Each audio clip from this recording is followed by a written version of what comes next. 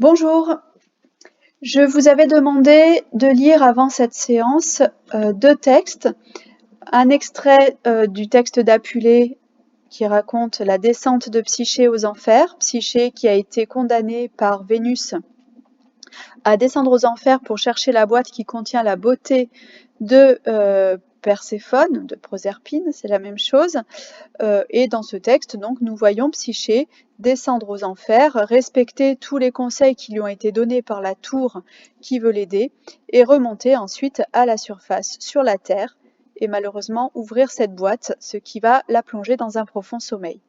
Je vous avais demandé de lire ce texte-là, et je vous avais donné quelques explications de compréhension, puis je vous avais demandé ensuite de lire le texte de La Belle au bois dormant, qui est ici, la version de Perrault.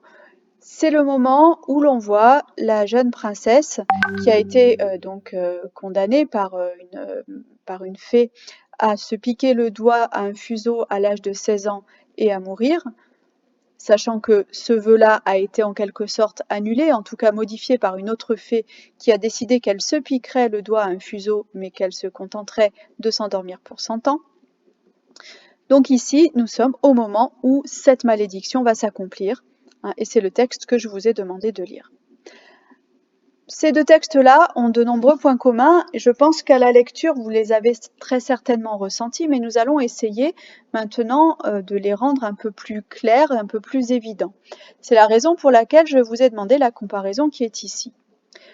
Donc en fait, j'ai relevé des caractéristiques des enfers qui sont présentes dans le texte d'Apulée. La façon dont Apulée décrit les enfers nous montre bien, par exemple, que les enfers sont des lieux inaccessibles. Pourquoi est-ce que je dis ça? Parce que, à un moment donné dans le texte, on voit la phrase « Tu verras un chemin inaccessible ».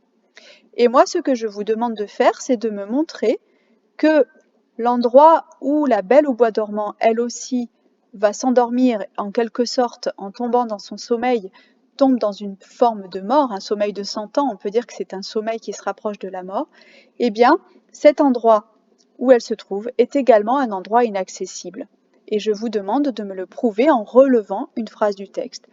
Ici, pour vous donner un exemple, ce qui nous permet d'affirmer que les enfers sont un endroit inaccessible, c'est « Il poussa en un quart d'heure tout autour du parc une si grande quantité de grands arbres, de ronces et d'épines entrelacées que bête ni homme n'y aurait pu passer. » On voit bien ici que ce château dans lequel s'est endormie la Belle au bois dormant, qui est en quelque sorte l'endroit des morts, puisque tout le monde va être endormi en même temps qu'elle et personne ne se réveillera à part la Belle au bois dormant.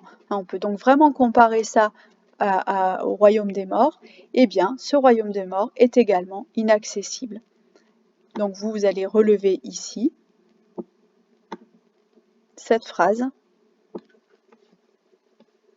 Je me contente de la copier. Pour moi, c'est plus simple ici. Et de la noter à cet endroit.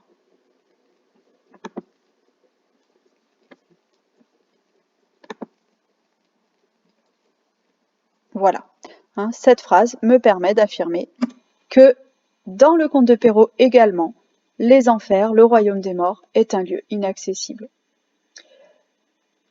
Je vous demande donc de faire la même chose pour chacune des affirmations. Ma deuxième affirmation, c'est « Les enfers sont des lieux sombres et obscurs » puisque Apulée nous dit « Mais tu ne devras pas t'avancer dans ces ténèbres les mains vides ». Quelle est la phrase qui, dans le texte de Perrault, nous permet d'affirmer que les enfers sont bien des lieux sombres et obscurs? Je vous laisse réfléchir à ça, je vous laisse répondre donc à chacune de ces questions. Et puis ensuite, je vous proposerai un corrigé dans une vidéo. Lorsque vous avez répondu à ces questions, je vous demande d'aller jusqu'ici.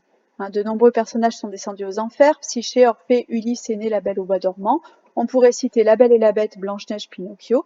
Quel est l'aboutissement de chacune de ces descentes aux enfers et que symbolise cette étape?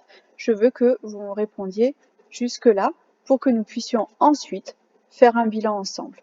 Bon courage!